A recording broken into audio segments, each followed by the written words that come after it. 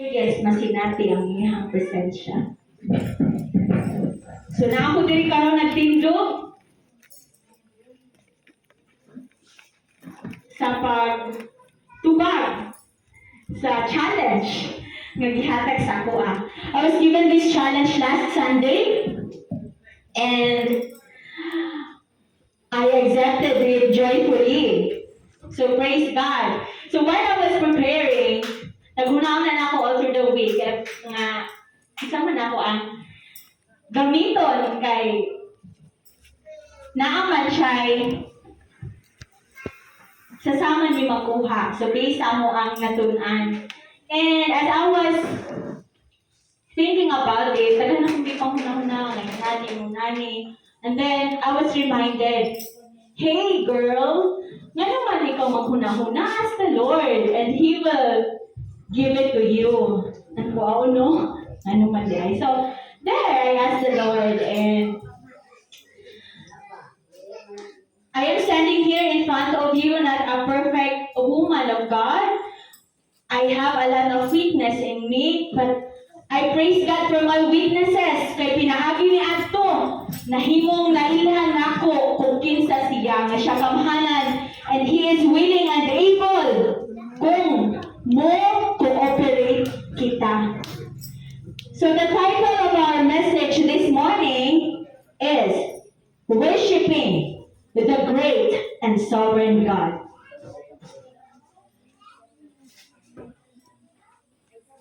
Worship. What is worship? Para nimo, unsa ang worship? Worship is defined as a word we have known nga dugay na kabalo na kita kung unsa na siya, no? We worship, we go to church. Ang atong mga tubag sagad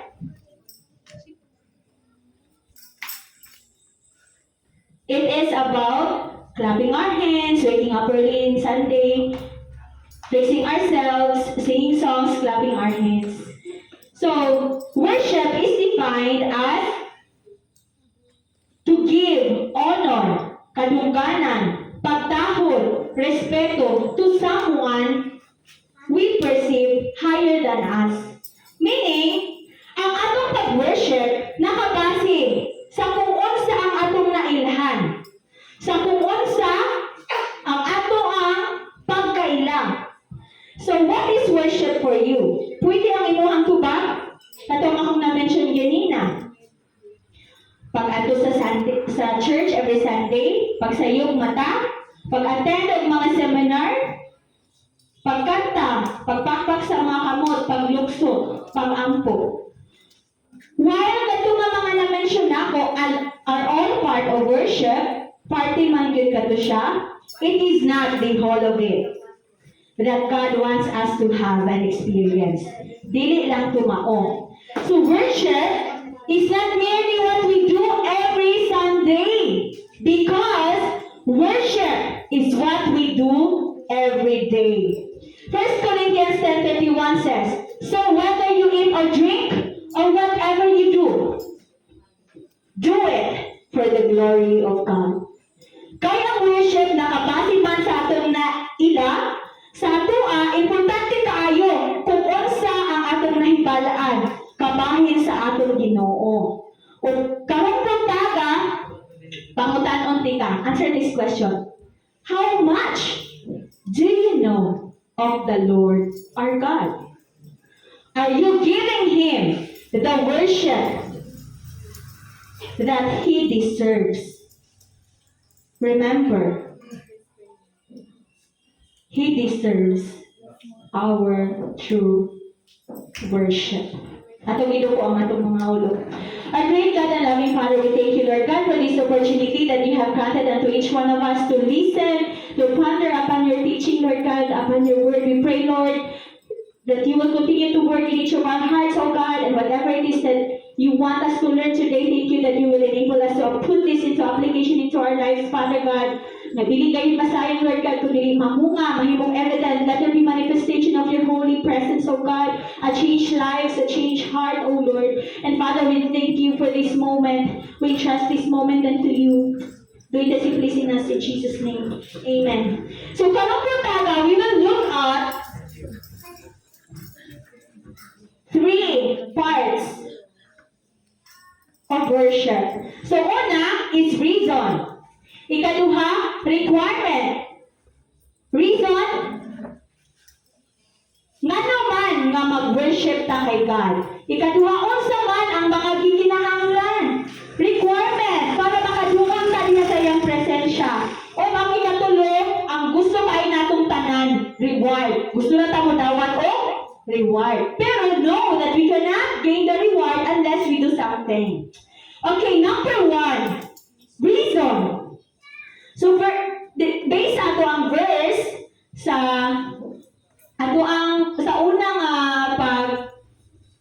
unang bahin sa ato ang teksto karon sa Salmo 24, nag-ingon, iya sa Ginoo ang tibuok kalibutan ug ang yuta nga anaa niini.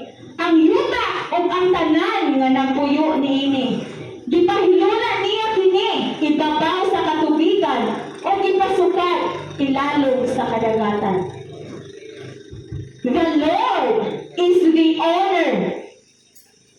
Everything belongs to Him. Huna-hunaa kung unsa ang imong gipanag-iya karon. Pwede ka maghuna-huna sa imong balay. Pwede ka maghuna-huna sa imong sanina. Sa imong yuta. Sa imong kalubinan. Sa imong mga appliances na naa sa balay. Imong gadgets, imong cellphone, imong family, imong friends, imong kwarto, imong tumbler, imong trabaho, imong kwarta, imong lawas, imong skills, imong talento, imong boses, o daghan patang masumpay ana. Pangutana, unsay na animo nga di gikan sa Ginoo. Ang atong bersikulo klaro kay nagingon sa verse 1, iya sa Ginoo ang tibuok kalibutan ug ang tanan nga anaa niini. Asa kita karon? Naa ta sa kalibutan. So katong mga gipang-mention ako, yes, imuha to. Pero everything was created by God for His glory. So Genesis chapter 2 verse 15, nag-ingon, unya gibutang sa Ginoong Dios ang tao sa tanaman sa Eden aron maoy mag-atiman o magbantay niini. So we are managers. We are really not the owners. So kanang imong naakaroon nimo, manager ka ana. Manager. How are you managing the management nga gihatag ni God sa imuha? Remember, reason why we need to worship the Lord is the Lord is the owner. Everything belongs to Him. So knowing that God is the owner, siya ang tag-iya sa tanan. Lakip na ibang gininhawa, iyahan na. This alone is enough para makabaluta. Para ato ang magutang sa una-una na really we need to worship the Lord. However, nakasala ang tao, masupakon, masubilon sa Diyos. At ang hinagduman nga ang Diyos balaan o dili siya mo-tolerate sa sala tungod kay He is just.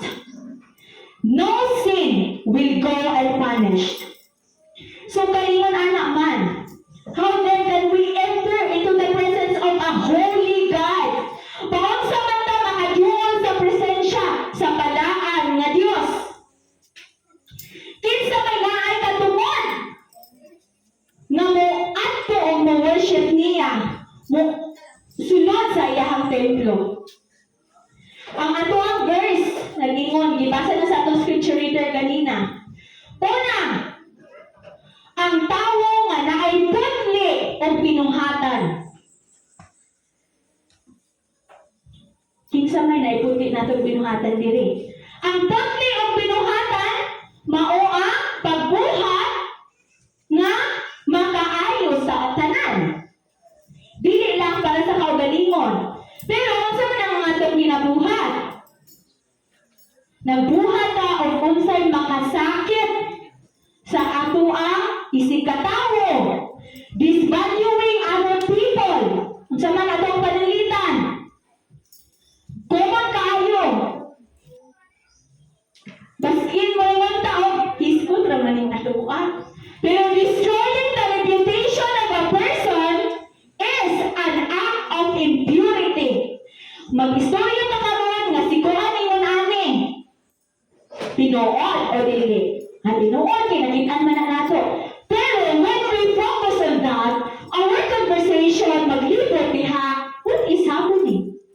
We disvalue the person. Atong i-destroy ang iyang reputation. And sa ingon ana, nakahimo na tao impure nga binuhatan and daghan pa uban. Una-una kung unsa ang mga impure act nga iniuhang nabuhat. Katwa sa dila pa lang, kay istorya pa lang to. Samot na sa atong mga gilakwan, sa atong mga gipangbuhat, sa atong mga kamot, mga gipanglantaw sa atong mga mata, ang atong mga gipaminaw. Yun, daghan pa kay tag maapil.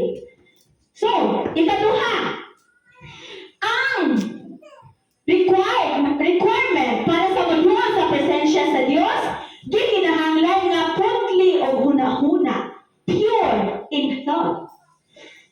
So, unsa man ning pure in thought? Putli, walay maskin unsa nga manis. Diba? Unsa to ang putli? Walay maskin unsa nga dili maayo nga naa sa hunahuna. Pero ang kamatuoran, unsa man? Mas maghuna-huna, selfish ta. Mas maghuna-huna ta sa atong kaugalingon. Mamintaha ta sa uban. Bahala na nga unsa sila basta kita naa. Pure in thought. Naa ba kaaning suon? Daghan kaayo, mulantaw ka, maguna-una na ka, maot na dayon. Tanan nga maot nga mga panghuna-huna. Ngayon ihuna-huna karon. O wala pa di mo na huna-huna. Dili ta ang ayan mo adto sa presensya sa Dios. Ikatulo, do not worship idol. Though we are not worshiping crafted images, kanang mga gipanghulma nga mga larawan, we have a lot of things being considered more important than God. Unahan sa nako ang trabaho, wala ni kanon. Nakasabot ra ang Ginoo. Unahan sa nako ang pagpanglaba, wala naman ko ikasuot. Makasabot ra ang Ginoo. Gikapoy na kayo ko, katulkod ako, sunod na lang ko mag-ampo, ugma na lang ko magbasa, di bitaw mahulot ang ugma, pwede na lagi na.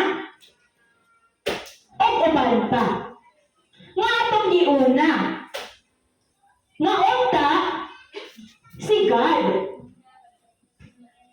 It can also be your relationship with other people. It can also be your job. It can also be your studies. Imong pag-eskwela.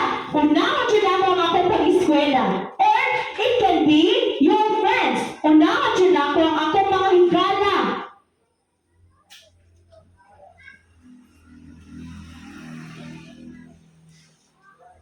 Or, it can be your own self, ang imuhang idol.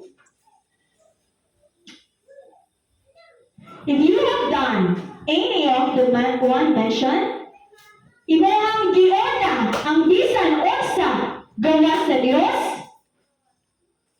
you are already worshiping idol. And you cannot enter the presence of God.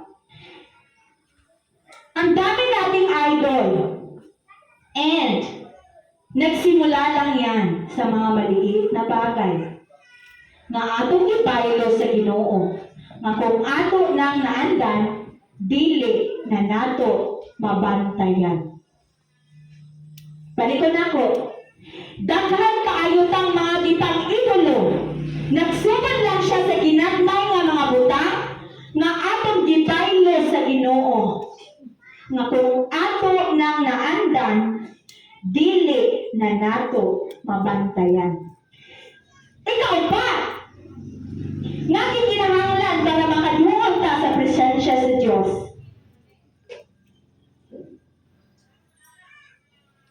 Dili mupakyas sa saad. Pila sa imong mga saad ang imong gituman? Naagi statement sukad sa una nga atong nadunggan. Promises are made to be broken. Matuod po ba ni sa imuha? Nagsaad lang ba ka aron pakyason kini? You told someone you will pray for her. You will pray for him. And nalimot man ka. You told him you'll go. Ingat ka, muadto ka. Yes, muadto ka. Ingat ka. Buhato ni nimo. Nisaad ka. Buhato ni nimo.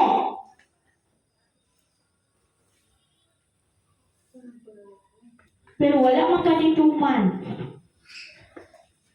So, you make false promises. Nipakyas ka sa imong saad. Nisaad ka para imong pakyason. And, pining makababag para makaduol ka sa pag-worship kay God. So, sa to, gikinahanglan nga naa kay pure sa imong pagawi, putli nga panghuna-huna, wala nag-worship o mga idolo, o wala nagpakyas sa mga saad. Apan ang tinuod, walay na sino sa nato nga naay putli nga huna-huna, putli nga pagawi, wala nag-worship o mga idolo, o wala yung sa nato dinhi nga wala ni pakya sa iyang saad. Tama ba? Or ako rin naghuna-hunaan eh. Naghuna-huna mo mga putli mo. Naghuna-huna mo nga wala mo'y idolo. Naghuna-huna mo nga wala mo'y ipakyas na saad. Sa paghuna-hunaan na mali na kadaan. Kaya wala ka kabalo sa tanan. We are all subjects for God's wrath. Ug ayan tanga silutan. Now, unsa man ang katungod nga naata para mo worship sa Ginoo diha sa iyang balaan nga presensya. Ang tanan nakasala ug nakapsan sa himaya sa Dios. Ang bayad sa sala mao ang kamatayon. Apan ang Dios sa iyaang dakong gugma naghatag sa dalan nga makagawas ta, maka-escape sa punishment. Kinsa may maka-ikyas sa kasuko sa Dios, wala kayo. Apa? Si God, out of His great love,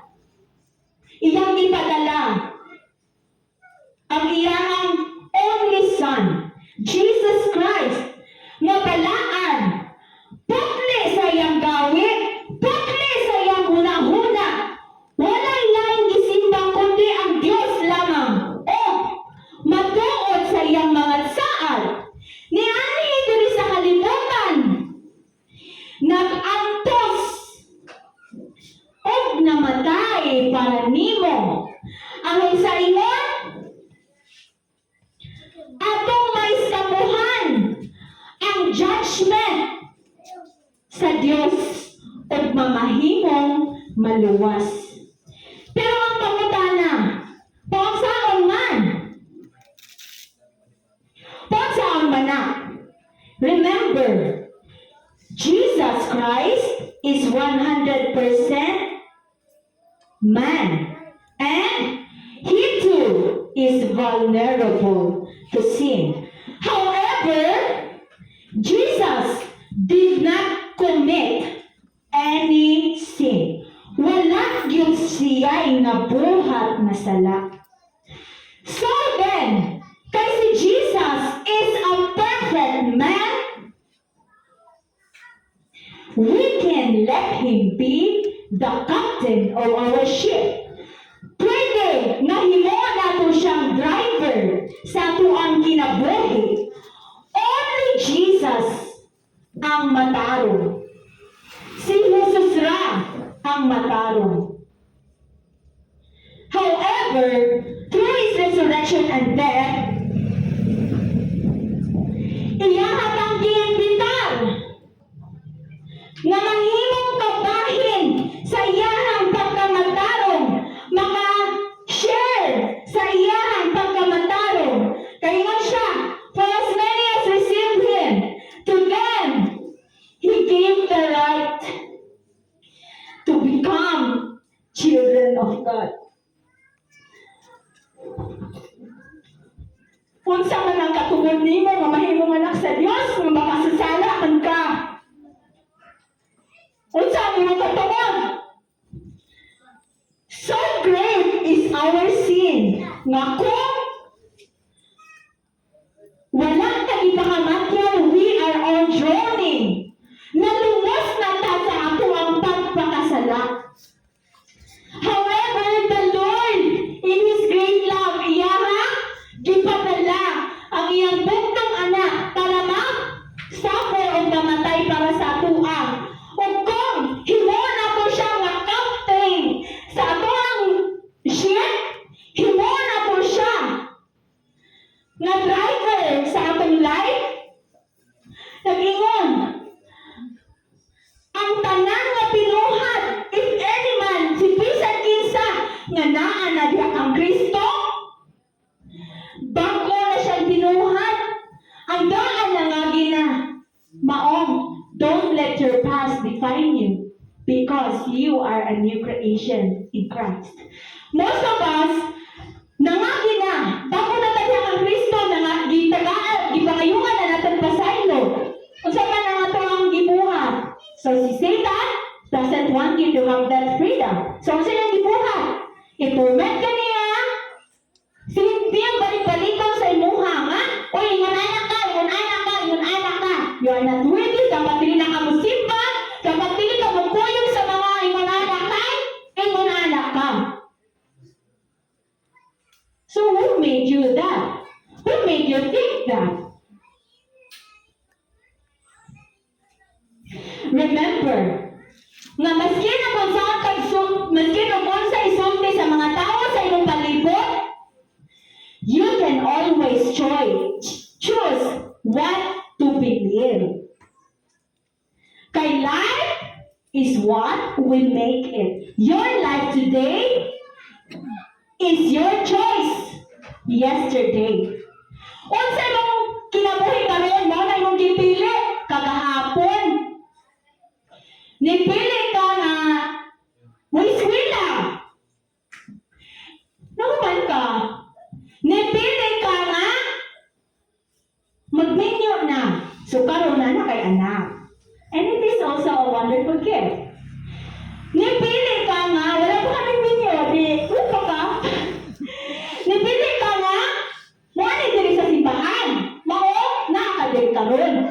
Maskin pa kung sa isulti sa mong mama o papa, kung dili ka gusto nga mo ang diri, makari ba ka? Dili. Your choice. Because it's your life. However, Ang gingon sa Bible, pwede nimo tanan buhaton. Pero una-una dili tanan makatabang. Pwede tanan imong himuon, pero dili tanan maka ayo nimo. Pero kung karon imuhang pilion si Kristo, o himuon nimo siya nga captain and driver sa imuhang life,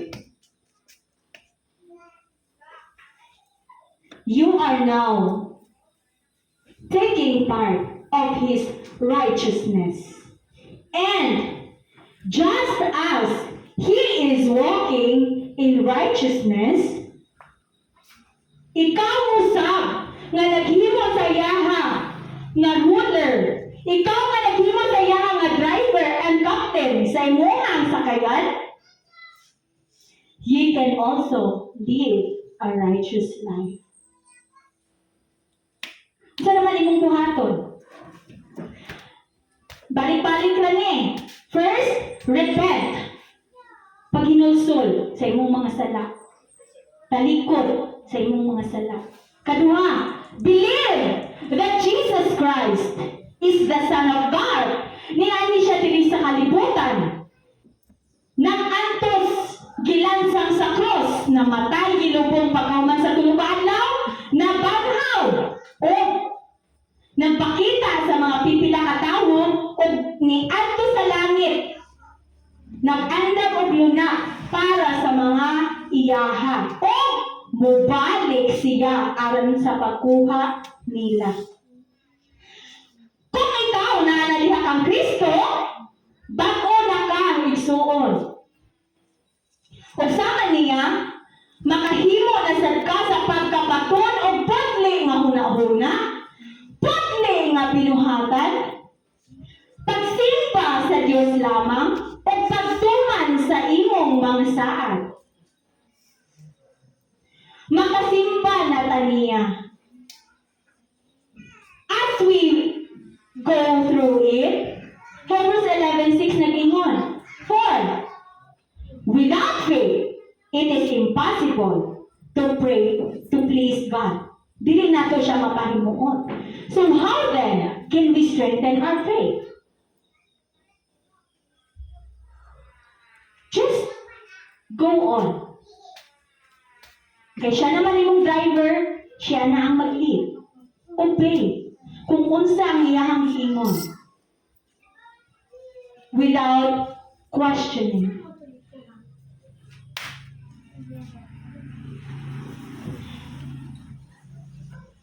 Obey. Maskin o lisod sa abdon. Obey. Maskin dili ka gusto. Maskin lisod sa imong kasing-kasing. Obey. Maskin ako ban wala ni tuman. Lantaw nimo nga murag ako man isa. Obey. Maskin lisod ang kahimtang. Sa iyo tayo nga mo disobey. Lisod jud ang mo obey. Kaya nga naman, lapad ang dalan, padalong sa kalautan, apan, higpit ang dalan, padalong sa panalangin. Kung kita, atong himuon si Kristo, nga katong akong gingon kanina nga captain ng ship, and we will choose to obey Him, maskin lison sa atua, the reward is ours to enjoy. Mahimo kang angayan nga mudawa, pahinungtan sa reward, nga giandam sa Dios sa mga nag-worship niya. So, unsa man ang mga giandam sa Dios sa mga nagsimba niya. Remember, ang pagsimba dili lang matag Domingo. It is a lifestyle. It is what we do every day. Atong verse kanina, in everything you do, natulog ka, nagkaon ka, naligo ka, nilakaw ka, nato ka sa imong trabaho, nato ka sa imong eskwelahan, sa imong relationship sa palibot, sa imong gihuna-una, sa imong mga gipangsulti. Nag-worship ba ka pagkaanak kay God.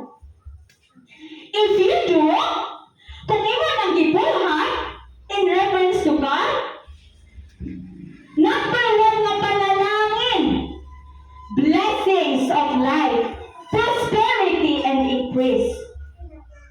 Are you wondering? Nga naman nga, kuli man ang panalangin.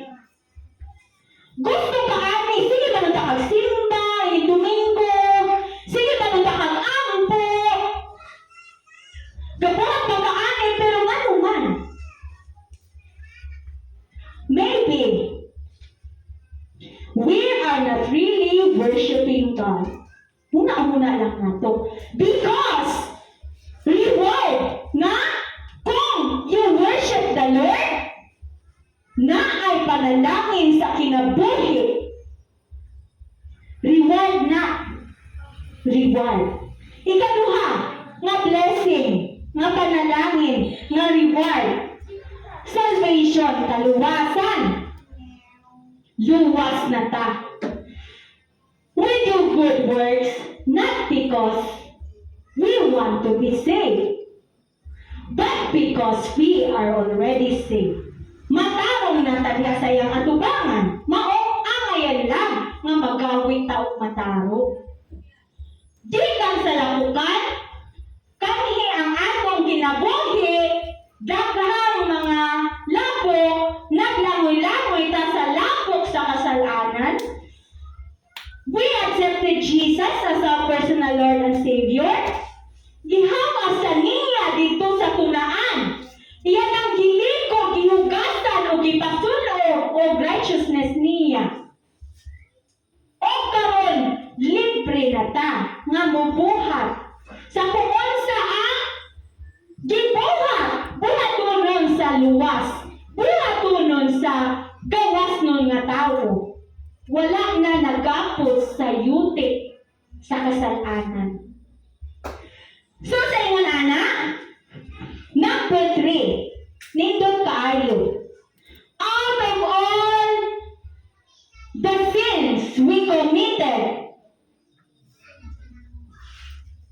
ikatulong nga reward, you are being declared innocent. Inosente ka, meaning, ang sala nimo wala na na-count against sa imuha. And, being declared innocent, giginahanglan para maka-enter ta sa presensya sa Ginoo. Innocent.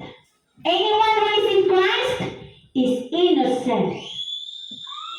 The past things you did wrong, dili na to i-take account sa imuha. Wala na.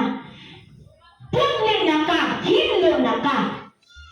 Huwag kay sala at tubangan sa Diyos. Makasalaman ko. Saan mo na? God has provided us the provision in 1 John 1:9.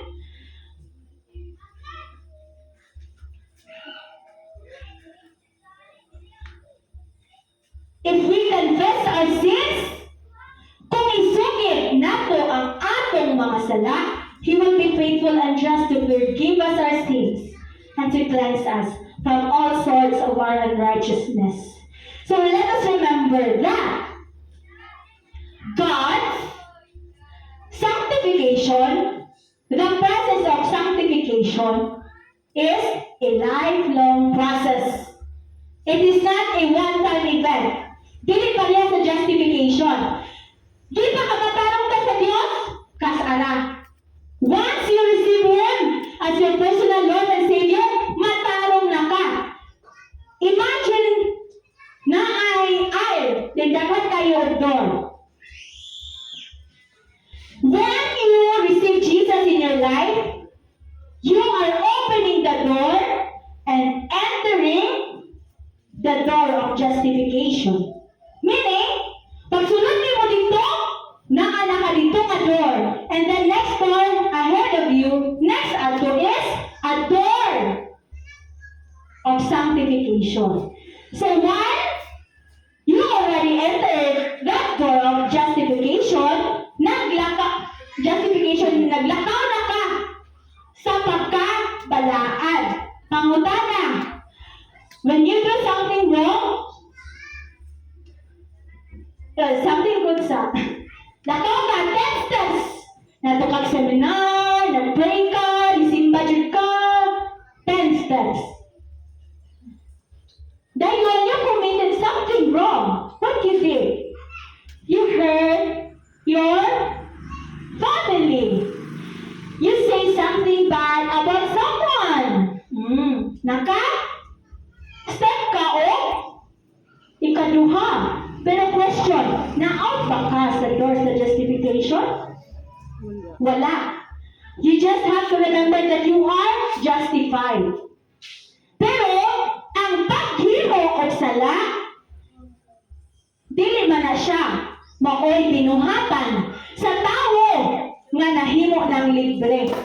Gawas nun na sa pagpakasala.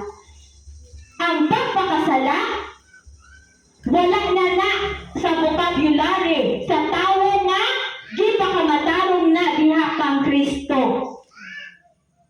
So then, he is declared innocent. And lastly, iyahan tang gitugutan nga makaduol sa iyang presensya. He lets us into His presence. The rewards nga atong maangkon, blessings of life, prosperity, and increase, salvation, we will be declared innocent, and He lets us into His presence. So, one day in the Lord is better than 1,000 elsewhere. Mas lindot pa ang usa ka adlaw kay na Ginoo kaysa sa libuan ka adlaw nga layo sa iyang presensya. Hinag to me, in this life, we still have a lot to go. Many things will still happen. Dapat ka pwede makitabo. Our life is not yet done. We can have a lot of troubles, heartbreaks, heartaches, deception, attacks, many attacks of Satan.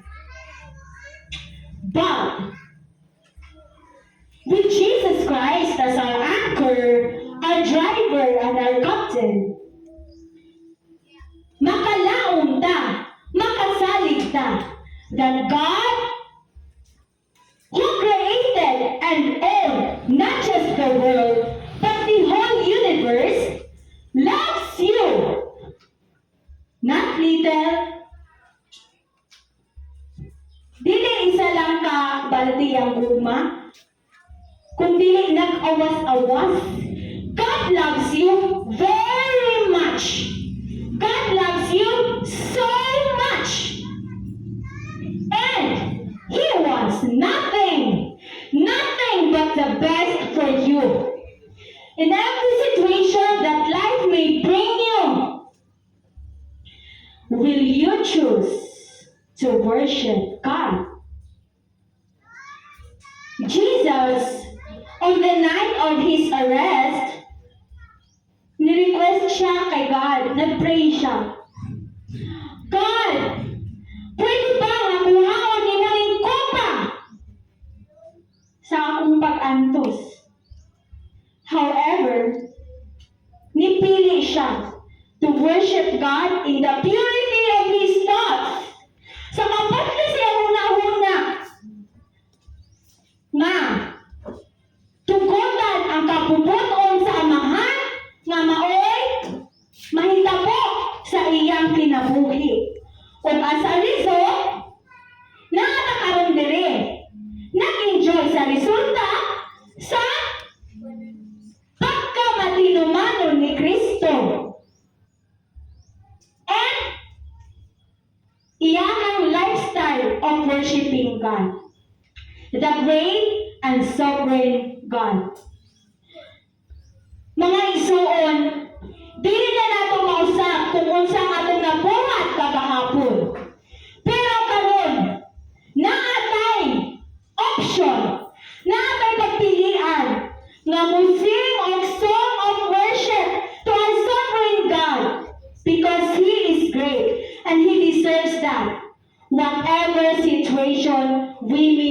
in. And when we will have that kind of worship, pure act, pure thought,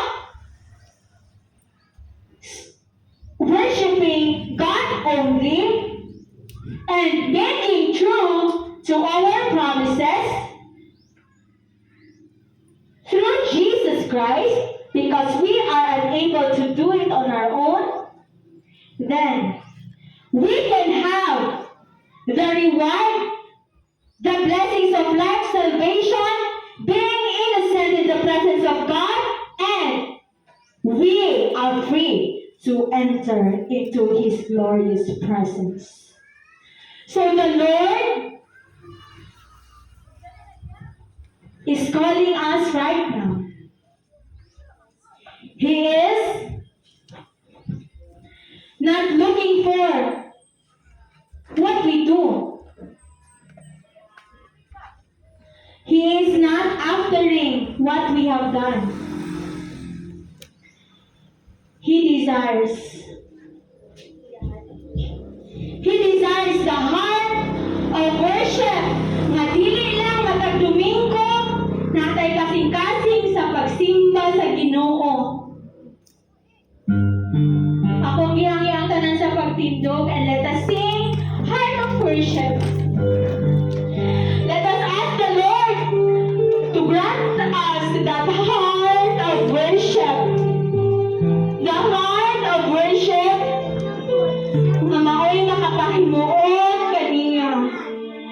The heart of worship na maghatod nato diya sa iyang presensya. And the heart of worship